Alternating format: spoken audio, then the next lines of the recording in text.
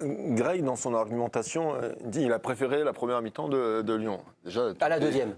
À la deuxième, Oui. tout est dit. Pourquoi Rennes a été bon sur les deux mi-temps, a été bon individuellement, a été bon collectivement. Ils ont mis l'intensité qu'il a fallu, l'engagement individuel, l'engagement collectif. Je veux dire 3-0, ça aurait pu être 4, ça aurait pu être 4. Oui. Ils ont frappé 2 fois les poteaux, ça aurait même pu être 5. En fait, ce soir, il n'y a pas eu photo entre les deux équipes. Donc, il faut féliciter avant tout Rennes pour son match plein. Le point est donc à Nabil et Jérémy Janingro qui est en direct de Rennes, qui était au Roazhon Park ce soir et qui a donc vu la rencontre sur site, ce qui est toujours un peu différent de ce que l'on peut observer à la télé. Pour vous, Jérémy, bonsoir, merci d'être avec nous. Est-ce que vous avez envie de féliciter Rennes ou de blâmer l'Olympique lyonnais ? Je vais féliciter Rennes, je vais rejoindre le président Régis Brouard pour dire que tout simplement Rennes a été bien plus consistant que Lyon. Rennes en fait c'est une équipe qui était prête pour cette première journée. J'ai trouvé que Lyon en fait est en total rodage et on a presque été trompé probablement par la fin de saison dernière où ils ont fini en trombe parce qu'on a pensé qu'ils étaient prêts, que c'était une équipe qui pouvait jouer le haut de tableau et finalement en fait il y a encore des choses à faire dans toutes les lignes. J'ai vu des carences côté lyonnais et puis côté Rennes une équipe qui est prête et aussi avec une énorme ferveur, je voulais souligner ça aussi, une vraie équipe, un stade qui aime son équipe, des joueurs qui sortent du terrain en embrassant le blason. Voilà, c'était une énorme fête ce soir et Rennes a mérité sa victoire et ça a été une superbe ambiance en plus de ça. Alors Jérémy a manifestement vu le même match que nous. Effectivement, on a vu, Dominique, cette équipe de Rennes dominer les Lyonnais et on a senti que physiquement Lyon n'était pas tout à fait au point. Alors ils sont peut-être en train de digérer une préparation. On peut quand même les blâmer pour ça, de ne pas être prêt à point. Je ne sais pas, mais il y a peut-être quelque chose de programmé pour plus tard. Mais moi, j'ai vraiment vu un déficit de préparation chez les Lyonnais. Je n'ai pas du tout vu le même sport, en fait, avec des joueurs qui n'étaient pas du tout engagés de la même façon du côté rennais et du côté lyonnais. Qu'on ne se jetait pas du tout sur les ballons, on n'avait pas du tout les mêmes courses, on n'avait pas du tout le même volume entre les deux équipes, quoi. Donc, Lyon a un peu facilité la tâche de Rennes. En tout cas, Rennes était prêt. Est-ce que Rennes va être comme ça toute la saison? J'en sais rien, mais on peut penser que Lyon, à un moment donné, va être mieux, parce que là, c'était pas possible, quoi. C'était vraiment encore un match amical ou un match de pré-saison, mais pas du tout de la Ligue 1, quoi. Mathieu, au fil de votre carrière, vous avez connu des préparations et j'avançais l'hypothèse que Lyon était peut-être en digestion d'une grosse préparation et qu'ils vont peut-être monter en puissance dans les semaines à venir. Est-ce que vous avez vu ça ou est-ce que vous avez aussi vu des problèmes sur l'état d'esprit ? Moi, je mets plus l'accent sur l'état d'esprit.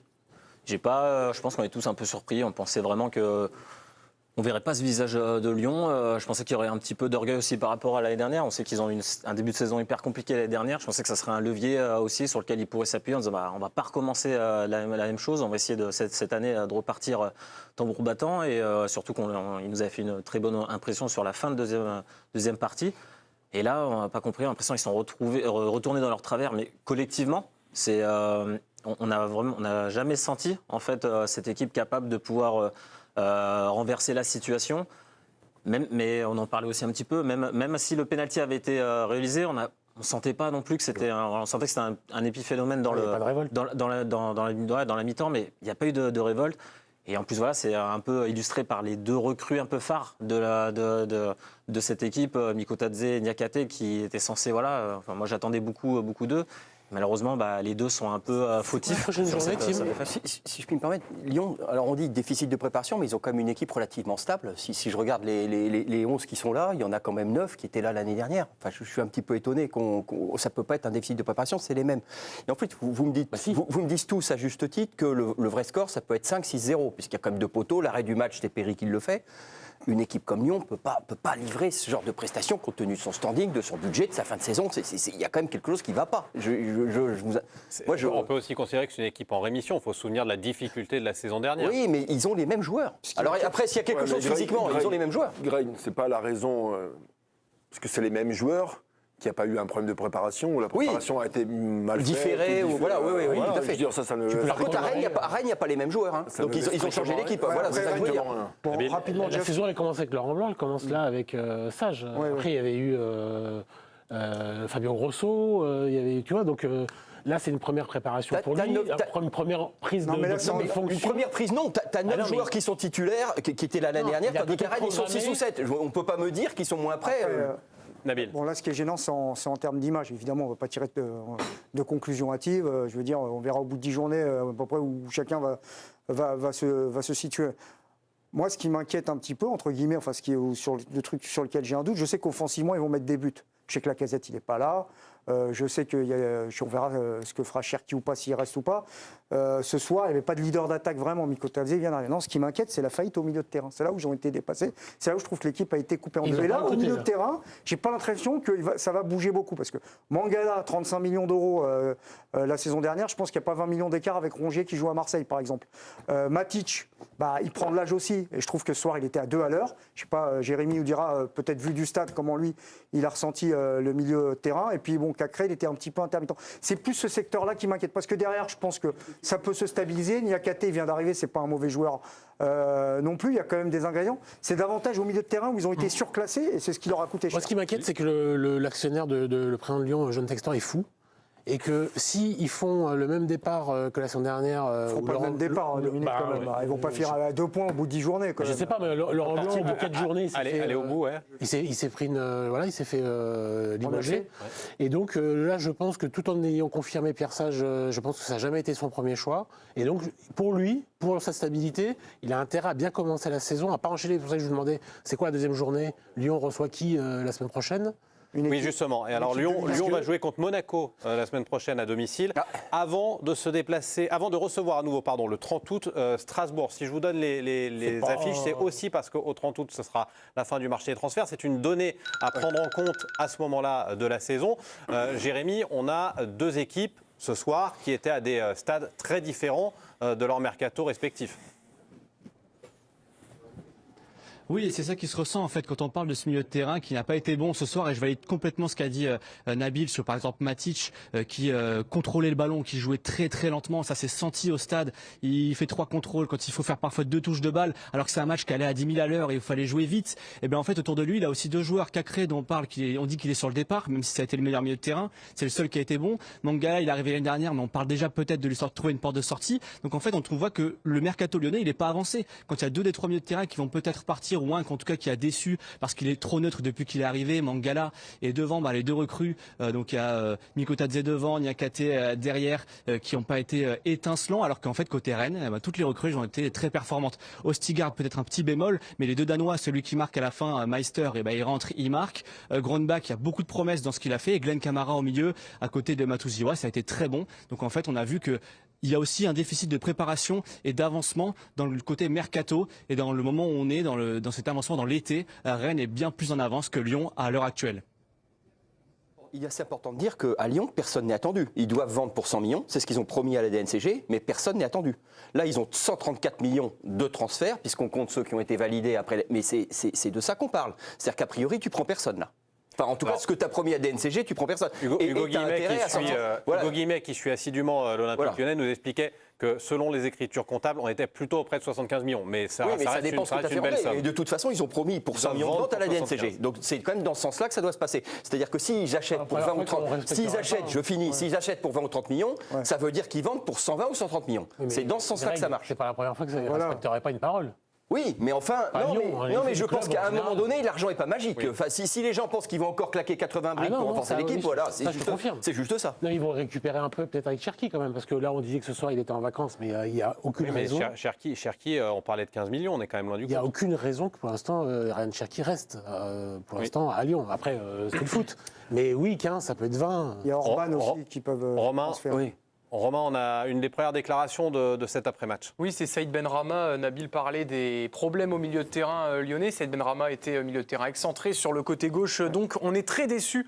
On fait une entame de match difficile. On est vraiment dégoûté car on avait à cœur de bien débuter la saison. Je tiens à m'excuser pour ma perte de balle car je mets l'équipe dedans. Mais on va se relever et on fera le match qu'il faut la semaine prochaine. Je tiens à préciser par rapport à l'OL, on a parlé de leur calendrier. Ils ont un calendrier particulièrement difficile sur les prochaines journées, puisqu'il y aura Monaco, Strasbourg, Lens et l'OM d'ici la 5e journée. Alors, juste une petite précision quand même sur la perte de balle de Benrahma. C'est sur le 3e but, qui peut paraître anecdotique. Il y a quand même quelque chose d'intéressant, c'est qu'il coupe sa course. C'est-à-dire qu'il donne le ballon à un Rennais, ils prennent le contre et lui coupe sa course à 40 mètres du but. Donc il s'arrête quand même de courir. Donc c'est pas tout à fait anodin quand même, indépendamment de ce qu'il dit. Mais au-delà du chambrage, qu'est-ce qui te faisait croire que Lyon pouvait égaliser, revenir à 2-2 ? Parce que T'as une vision, non? Non, je pensais pas que. Peut-être plutôt les scénarios de la saison dernière Non, aussi. puis Rennes m'a pas fait non plus. J'ai trouvé que c'était une bonne équipe, mais m'a pas fait non plus une impression exceptionnelle. Donc Ah je bon pensais qu'il y avait cette T'as place. pas vu un super mandanda à la relance Non, j'ai pas trouvé. T'as pas vu une équipe Pour moi, c'est pas, voilà. Après, Les 15 dernières minutes de la première mi-temps étaient plutôt cohérentes. Oui. On a senti une réaction, au moins une réaction, à défaut d'être magnifique. On a senti une réaction. Donc on se dit dans l'élan, il suffit d'un coup, ouais. il suffit d'un but pour changer une physionomie. Vous n'êtes pas surpris de l'avantage des attaquants rennais sur les défenseurs de Lyon? À chaque fois qu'il y a une chaque fois, ils ont été situation de 1 contre 1 qui s'est présentée, du 2 contre 2, du 2 contre 1, ils ont fait des différences incroyables. Déjà, vous prenez que cet aspect de jeu. Si les attaquants adverses vous prennent le dessus sur les 1 contre 1... Et si Blas est un peu plus juste ce soir? Et si Le match, Blas est il est un petit plié peu à la plus mi-temps. juste, il y a plein d'éléments qui... Le match, mais il ils aurait ont pu été être au-dessus. encore plus lourd. Hein. Ils ont été au-dessus. point. Ce qu'on nous manque, on saura la semaine prochaine, est-ce que c'est Rennes qui était au-dessus ou est-ce que c'est Lyon qui est définitivement en dessous, quoi. Donc il va falloir avec les prochaines journées, qu'on C'est délicat sache parce exactement. qu'on n'a pas les rapports Mais de force. de toute façon, loin de nous l'idée de mettre Lyon dans l'ornière dès ce soir. C'est un non. premier match. On va C'est pas notre style, C'est comme attendre un 3-0. petit peu. Je pense qu'il tombe de haut, Tim. Hein. Je pense qu'il tombe. Oui. La Casette, il manquait l'état d'esprit de la Casette ce soir, à minima. Oui, Voilà, mais déjà. avec Monaco, on en sort un peu plus quand même, parce que là, c'est quand même solide dans toutes les lignes. Voilà. Sur la déclaration de Benrahma, je voudrais vous poser la question sur un plan de communication, le fait d'avoir un joueur qui s'excuse. Alors c'est devenu très à la mode, mais comme ça, dès la première journée, c'est... Non, ça vous retenez. Déjà, il est lucide sur lui-même. Il sait qu'il est à l'origine quand même d'un but contre son équipe. Après, je pense que c'est plus. Ouais, mais bon, là il le sur la fait, forme. c'est sur le 3e but. Là, pour moi, c'est un peu du violon parce qu'il sait que c'est anecdotique. Il fait quand même un peu de com pour soulager un peu le truc, mais bon, il sait qu'on va pas lui jeter la pierre sur le match, quoi. Jérémy, vous étiez au match. Il y a un tournant dans cette rencontre. C'est le penalty raté de Mikotadze. En tout cas, arrêté par Mandanda. Tiens, d'ailleurs, j'ai cette petite statistique pour vous, Mandanda. C'est son 8e arrêt sur 91 penalties dans sa carrière. 10% C'est pas vraiment un... Oui, mais c'est moins que la moyenne habituelle. Non, c'est pas il y a moins de 10%. c'est pas spécialiste. Et c'est pas spécial. Non, c'est pas nul. C'est dur. Mais c'est un peu dur. Mais il est un peu en dessous de la moyenne sur cet exercice-là. Ça aurait pu, Jérémy, peut-être insuffler quelque chose côté lyonnais. Est-ce que vous avez la sensation qu'on était plus près de voir Lyon revenir à ce moment-là, ou est-ce que Rennes a semblé dominer son sujet de bout en bout? Bon, ça aurait été très bien payé si Lyon s'était retrouvé à 2-1 après ce penalty. En tout cas, c'est l'impression qu'on avait depuis le stade. Parce qu'en fait, quand Lyon attaquait, ils ont eu beaucoup de situations dans la surface de réparation en première période, mais il n'y avait que des mauvais choix. C'était très stéréotypé. Il y a eu la première frappe, elle arrive à la 80e minute de jeu. La première frappe cadrée, pardon. Et il n'y en a eu que 2 seulement dans tout le match. Et Nouama d'un côté et Benrahma de l'autre ont fait énormément de mauvais choix dans leur passe. Et Mikotadze n'a pas eu tant de situations que ça. Depuis le stade, on avait vraiment l'impression qu'on était bien plus proche d'un 4-0 quand on voit les 2 occasions franches que c'est fait Ludovic Blas notamment, qui a été bon dans le jeu mais un peu plus maladroit devant le but. Vraiment, il n'y avait pas photo en termes de réalisme en tout cas sur le fait que Rennes était plus proche de mettre une fessée que Lyon, de revenir. Ça aurait été très heureux avec ce 2-1 et ça aurait pu refaire 3-1, 4-1 derrière. En tout cas, c'est l'impression qu'on avait. Alors effectivement, vous avez évoqué cette stat, 2 tirs cadrés seulement sur 16 quand même côté lyonnais, 22 tirs côté rennais, 8 cadrés. Donc 22 tirs côté rennais, 8 cadrés. Paradoxalement, les expected goals sont légèrement du côté lyonnais, mais ça c'est parfois un peu difficile à lire. Il faudrait qu'on m'explique quand même, parce que entre les poteaux et l'arrêt de Péry qui est monumental sur la frappe de Blas, je ne vois pas comment il... Mais 22 tirs sur un match, c'est énorme. Hein. 22 tirs, en termes de stats, c'est déjà une bonne stat, hein, c'est important. Et 8 cadrés, c'est pas mal. En revanche, 2 cadrés seulement du côté de Lyon. On peut peut-être se pencher un peu justement sur celui qui était censé remplacer la Casette ce soir, Mikotadze, qui n'a pas été beaucoup de pression, mais qui n'a pas été dans les... C'est pas de sa faute. Pas de sa faute. Un milieu qui est complètement transpercé, qui manque d'impact, qui est pas très joueur, qui a du mal à tenir le ballon et à se projeter. Et sur le côté droit, parce qu'autant Benrahma ça allait, mais le côté droit complètement amorphe de Lyon. Donc là, je trouve que si on s'en prend ce soir à Mikotadze, bon, certes, il rate un penalty, le tire mal pour moi, même si Mandanda anticipe bien sur son côté. Il y a une situation qui est intéressante, on va dire, en début de première période. période Ouais, mais où il j'ai est envie dos de- au but à 6-7 mètres.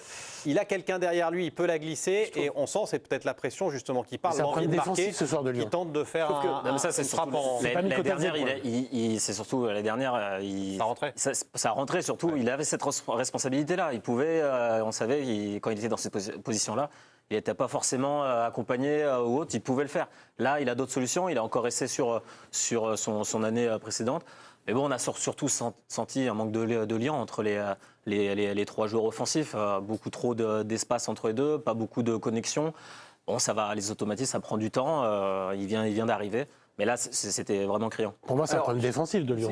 Non, mais sur Miko Tadze, pour l'avoir suivi l'année dernière dans le détail à Metz, c'est un joueur qui a des gestes pas normaux. C'est-à-dire qu'il fait des choses exceptionnelles, il est capable d'éliminer sur des petits espaces, il est capable vraiment de fumer un mec sur un appui, mais c'est pas un joueur clinique. C'est-à-dire que c'est un joueur qui en fume des occasions. Il a été l'année dernière non, non. avec Metz. Non, ils Avec étaient très peu d'occasions. Non, il arrivait à mettre- croyez-moi, par exemple, les 2-3 premiers mois à Metz, parce qu'il a fini par marquer, surtout en fin de... Mais les 2 premiers mois, ils sont un petit peu déçus, ou parce que c'est pas... normal, non, mais c'est pas... joué, écoutez, moi, Il venait d'arriver, il il lui fallait un petit temps. D'accord. il Une équipe qui a sortait pas d'occasion, ouais. mentalement, Alors, c'était un peu on va le dire compliqué. autre... D'accord. Alors, on va... C'est un peu dur quand même. Attention, C'est quand même, peut-être parce que un peu t'as dur, côté, mais tu je risques de sais ce que je t'en raconte. Quand il va à l'Ajax, c'est aussi ce que lui reproché, parce qu'à un moment donné, avant d'aller à l'Ajax, c'était un joueur de Ligue 2, faut pas l'oublier. Donc il fait 4 mois en Ligue 1, ce garçon. À un moment donné, on regarde ça comme ça. Oui, mais avec Donc, Metz, il n'était pas oui. ultra dominant, donc il Non, savait mais qu'il n'avait pas certes, beaucoup d'occasions, et pourtant il a réussi à être très décisif. Ce que j'essaie de vous dire, c'est que c'est pas le même boulot. Si à Metz, tu t'allumes dans toutes les positions, ils sont contents. Tu as 2-3 ballons, ils sont contents. À Lyon, c'est pas comme ça. Ah oui. Tu t'envoies pas sur des occasions, il faut que ton ratio soit supérieur. C'est pas le même travail, c'est pas les mêmes attentes. Il y a le prix et du c'est pas- transfert. Et il y a le prix du transfert et c'est pas le même jugement qu'on a sur toi. Ah bah, évidemment. Donc ce que je veux dire, c'est qu'à ce stade, il a jamais évolué dans un club pareil. Voilà. Il a été formé à Lyon. Avec ces attentes-là, Et à avec ce ce stade, c'est un regard-là, match. voilà. Et à ce stade, c'est un si, match, on va donc si, le à laisser. l'Ajax. Non, mais à l'Ajax, il a Même été... si l'histoire a été... Non, mais il a truquée, été mis au banc tout de suite. Donc après, ils ont peut-être leur responsabilité, je veux pas. Mais en tout cas, ça n'a pas fait la maille. Ce que je veux dire, c'est que c'est pas le même travail quand Oui, tu es mais attaquant à Metz ou que tu es attaquant à Lyon. Voilà, c'est Tu juste ne ça. tires pas de conclusion au bout d'un match, quand même. Non, mais bien sûr que non. Mais c'est quelque chose qu'il faut regarder. Oui, mais tu vas Voilà. lui laisser quand même 5-6 matchs avant de l'allumer. Pas quand même. 5-6 matchs. C'est pas... Mais est-ce que les gens lui laisseront les 10 matchs? T'es à Lyon, hein? C'est pas pareil. Tu as éventuellement la concurrence de la Casette. C'est pas la même. C'est pas le même boulot. Il arrive quand même avec un Il a déjà capital pris 69. sympathie énorme. Oui, d'accord. Il a C'est- 69 dans le dos. D'accord. Il est Et- lyonnais, il a déclaré son amour Ok, à Lyon. et c'est 4 mois de Ligue 1. Il aura quand même peut-être Oui, et puis il un aura peu des de ballons pour mensuétude marquer, quoi. de la part du public lyonnais.